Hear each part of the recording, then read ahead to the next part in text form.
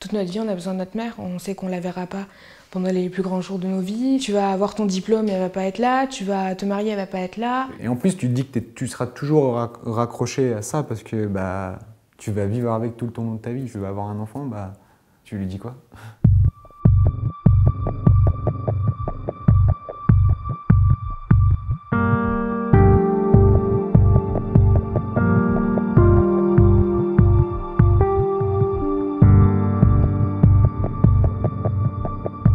Le 31 juillet 2018, on était chez une amie à ma mère.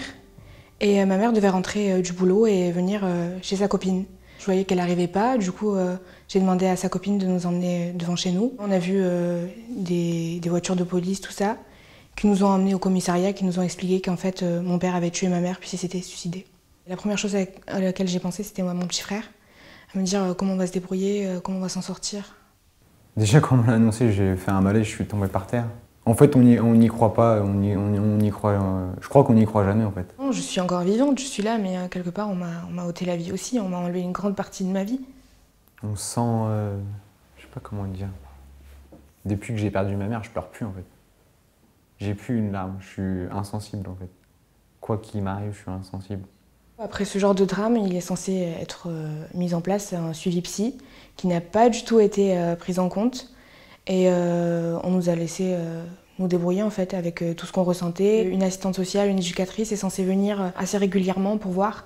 Et en 1 an et demi en famille d'accueil, elle est venue qu'une fois. Quelque part, je trouve qu'on a été abandonné par la société, par l'État. 2 jours après, ils ont ouvert une espèce de cellule psychologique, c'est-à-dire qu'on avait des psychiatres et des psychologues qui étaient là pour nous écouter. On nous demandait déjà de montrer des photos de maman, etc. Et moi, ça, c'était pas, ça, je pouvais pas. J'ai abandonné l'idée, en fait.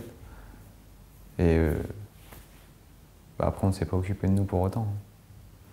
Des enfants, mon petit frère et moi, ou Antoine, qui a vécu ce genre de choses, a besoin d'un accompagnement, a besoin de quelqu'un qui lui prend par la main. C'est dur de se construire avec tout ça. C'est dur de trouver des repères, d'être mentalement stable. On fait avec, on va dire.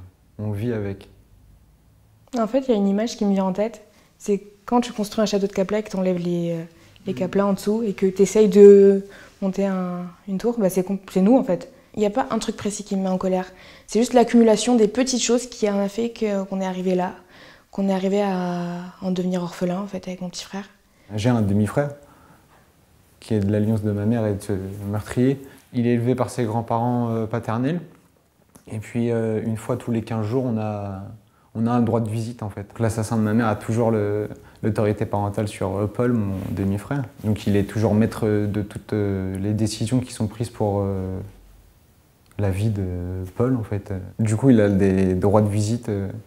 Au début, il avait que des droits de parloir. Et aujourd'hui, ces droits de parloir, ils sont transformés en week-end. C'est-à-dire qu'il va voir son père en week-end en prison. Et ça, c'est inadmissible d'emmener un enfant de 15 ans dormir en prison avec son père, en fait.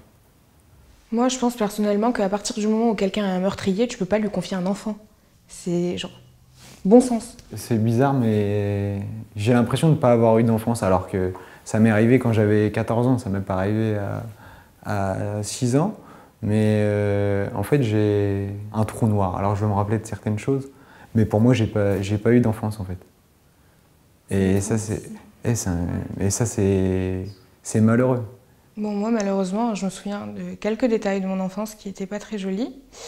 Je me souviens de comment mon père traitait ma mère, comment il la séquestrait, comment il la battait. La nuit, je me réveille encore en entendant ma mère qui hurle parce qu'elle se faisait battre. Enfin, c'est horrible. Mon père, il avait le contrôle total sur le téléphone de ma mère. C'était toujours lui qui lui offrait ses téléphones aussi. Il écoutait les messages téléphoniques, il gérait la vie de ma mère en fait.